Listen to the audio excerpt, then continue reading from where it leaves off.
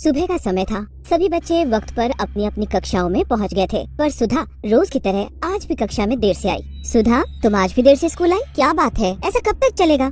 आज माफ कर दीजिए मैडम, पर मैं वादा करती हूँ कि कल से जल्दी आऊंगी। पर कल भी तुम देर से आओगी स्कूल तो सजा दूंगी, मैं तुम्हें मुर्गा बना दूंगी। अब जाओ और रेशमा के पास जाकर बैठ जाओ। सुधा की मैडम बहुत अच्छी थी, सभी बच्चों से बहुत प्यार से बात किया करती थी। सुधा देखने में बिल्कुल भी सुंदर नहीं थी, वो बहुत काली थी और बदसूरत थी। उसके रूप की वजह से कोई भी बच्चा उसे अपने पास नहीं बैठाता था। देखो सुधा, मैं तुम्हें अपने पास नहीं बैठा सकती, इसीलिए तुम कहीं और जाकर बैठ जाओ। मैडम ने मुझे बोला है तुम्हारे पास बैठने को, इसीलिए मैं यहीं तुम्हारे पास बैठूंगी। बड़ी आई मैडम की चमची, बैठो फिर यहाँ। तुम्हें तो मैं अच्छा सबक सिखाऊंगी किसी दिन। मैं इतनी सुंदर और इसे देखो कितनी बदसूरत है, ऐसा लगता है जैसे सालों से नहाई नहीं है। जब मैडम बच्चों को कक्षा में पढ़ा रही थी, तभी बीच बीच में सुधा अपना सिर खुजाने लगी। ये अचानक मेरे सिर में इतनी खुजली कैसे होने लगी? इस खुजली की वजह से मेरा ध्यान काम पर नहीं लग रहा। क्या करूं? ये तो रुक ही नहीं रही। तभी स्कूल की छुट्टी हो जाती है, सभी बच्चे अपने अपने घर पहुंच जाते हैं। पर घर पहुंचते ही सुधा सीधा दौड़ती अपनी माँ शांति के पास जाती है। माँ देखो ना, आज मेरे सिर में कितनी खुजली हो रही है। कक्षा में भी पूरे दिन मैं बस खुजाती ही रही। इधर आओ और दिखाओ मुझे अपने बाल। अच्छा तो ये बात है। क्या हुआ माँ? अरे तुम्हारे सिर में तो बहुत सारे जुएं हो गई हैं, इसीलिए तुम्हें इतनी खुजली हो रही है। अगर इन्हें जल्द से जल्द अलग नहीं किया बालों से तो ये और ज्यादा बढ़ जाएंगी। माँ फिर कुछ करो ना, क्योंकि मैं ये खुजली और नहीं सह सकती। शांति सुधा के सिर से जुएं निकालने लगती है। सुबह से शाम हो जाती है, पर सुधा के सिर से जुएं कम नहीं होती, बल्कि जुएं निकालते निकालते शांति के सिर में भी खुजली होने लगती है। तुम्हारे सिर से जुएं निकालते निकालते शायद कुछ जुएं मेरे सिर में भी चली आई हैं, इसीलिए मेरे सिर में भी इतनी खुजली हो रही है। अगले दिन सुधा फिर से रेशमा के साथ बैठती है। देखो आज मैं तुम्हें बर्दाश्त नहीं करूंगी, इसलिए हटो मेरी सीट से। कोई भी सीट खाली नहीं है, मैं कहाँ बैठूं? अगर कोई सीट खाली होगी तो चली जाऊंगी। तभी सुधा के सिर से बहुत सारे जुएं बेंच पर गिर जाती हैं। छी छी छी छी, मुझे तो पहले ही पता था ये सुधा कभी नहाती नहीं है।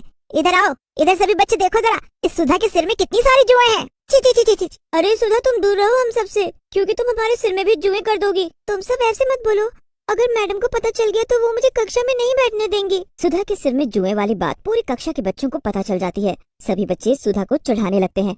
यही अच्छा मौका है सुधा से छुटकारा पाने का। छुट्टी के बाद इसे सबक सिखाती हूँ। छुट्टी होने के बाद रेशमा सुधा से बोलती है कि देखो सुधा, तुम घबराओ मत, तुम्हारे इन जुओं का इलाज मेरे पास है। एक बार मेरे सिर में भी बहुत सारी जुएं हो गई थी, तब मेरी माँ जुएं भगाने का मेरे लिए एक तेल लेकर आई। उस तेल को लगाते ही मेरे सिर के सारे जुएं यूं गायब हो गए। वो तेल मेरे पास अभी भी रखा है। ऐसा करो, तुम शाम को मेरे घर के पीछे मुझे मिलना, मैं वही तेल ले आऊंगी, फिर तुम जल्दी से उसे अपने सिर में लगा लेना, समझी? ये सुनकर सुधा बहुत खुश हो जाती है। अरे ये तो बहुत अच्छी बात है, पर घर के पीछे क्यों? मैं वो तेल तुम्हारे घर से भी तो लेने आ सकती हूँ। अरे नहीं नहीं, वो तेल बहुत महंगा है, अगर मेरी माँ को पता चल गया तो वो तेल मेरी माँ तुम्हें कभी नहीं देने देगी। अच्छा अब तुम जाओ, पर शाम को जरूर आना, ठीक है? रेशमा सुधा से झूठ बोल रही थी, उसके पास जुएं भगाने वाला तेल नहीं था। वो तो बस सुधा को सबक सिखा रही थी।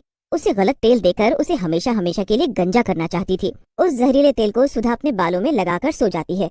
सुबह जब उसकी आंख खुलती है और सिर के सारे बाल टूटकर फर्श पर नीचे गिर जाते हैं। सुधा अब गंजी हो चुकी थी। सुधा ये सब देखकर बहुत हैरान थी। तभी सुधा को उल्टी होती है और उसकी सांसें बंद पड़ जाती हैं। सुधा मर चुकी थी। शांति को कुछ समझ नहीं आया कि उसके साथ ये सब क्या हुआ।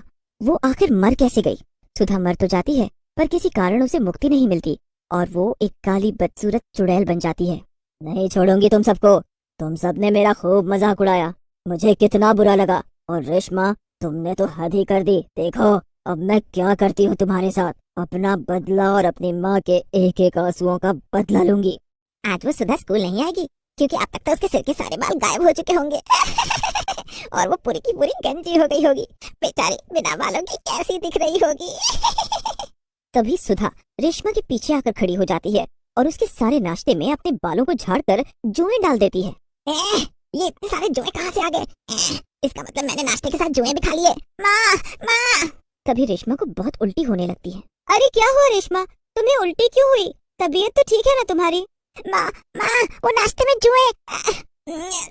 अरे वहाँ कोई जुएं नहीं है, तुम खुद देखो, तुम्हें जरूर कुछ वहम हुआ है। दूर खड़ी चुड़ैल चुपके से सब देख रही होती है और खुश भी बहुत होती है। रेशमा स्कूल में पहुंच तो जाती है, पर चुड़ैल उसे और कक्षा के सभी बच्चों को परेशान करती है।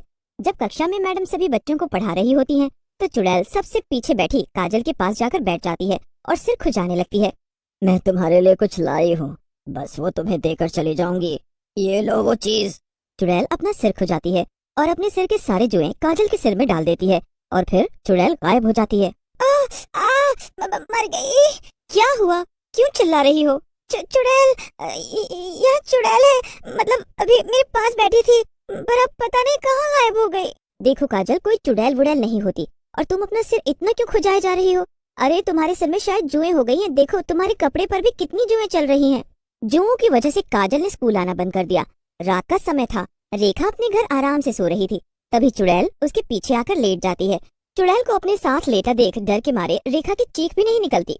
मेरे सिर में बहुत खुजली हो रही है, शायद जुएं हो गई हैं। तुम मेरे सिर से सारी जुएं निकाल दो, फिर मैं चली जाऊंगी, तो मैं कुछ नहीं करूंगी। मुझे मुझे मुझे जुएं निकालना नहीं आता। दूसरों का मजाक बनाना आता है तुम्हें? बस देखो, सुबह तक अगर तुमने मेरे सिर से सारी जुएं नहीं निकाली तो मैं तुम्हें मार डालूंगी। अपनी जान बचाने के लिए रेखा चुड़ैल के सिर से जुएं निकालने लगती है। जुएं निकालते निकालते सुबह तो हो जाती है, पर चुड़ैल का तब भी खुजाना बंद नहीं होता। तभी रेखा को अचानक नींद आ जाती है। तभी चुड़ैल अपने सिर की सारी जुएं रेखा के सिर में डाल देती है। अगले दिन स्कूल में ये क्या है सब? ये सब क्या है? तुम सब अपना सिर क्यों इतना खुजा रहे हो? मैडम जी पता नहीं हम सबके सिर में जुएं कहाँ से हो गई। हम सब तो रोज नहाते हैं और रोज कंघी भी करते हैं, फिर भी। तुम लड़कियों का तो समझ में आता है चलो, पर ये लड़कों के सिर में कब से जुएं होने लगी? तभी पूरी कक्षा के बच्चे भी चुड़ैल के होने की बात करते हैं। क्या तुम सबने चुड़ैल देखी? मुझे तो दाल में कुछ काला लगता है, पता करना पड़ेगा ये आखिर चुड़ैल है कौन। आज मैडम किसी भी बच्चे को घर नहीं जाने देती और ये दिखावा करती है कि उनकी ये सजा है यही रहने की। मैडम तो कक्षा से बाहर चली जाती हैं और चुपके से खिड़की से अंदर देखती रहती हैं।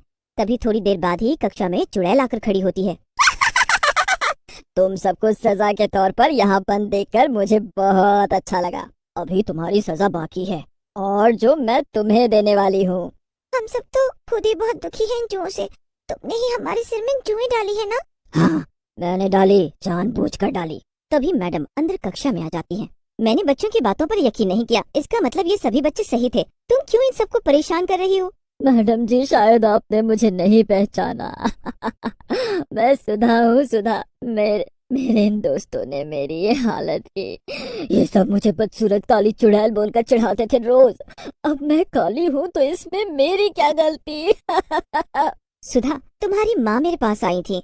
उन्होंने मुझे बताया था कि तुम्हारी मृत्यु हो गई। मुझे बड़ा अफसोस हुआ। अगर तुम सुधा हो तो ये सब क्या है? सुधा वो सब बता देती है जो रेशमा ने उसके साथ किया। उसे जहरीला तेल बनाकर दिया जिसकी वजह से उसकी मृत्यु हो गई।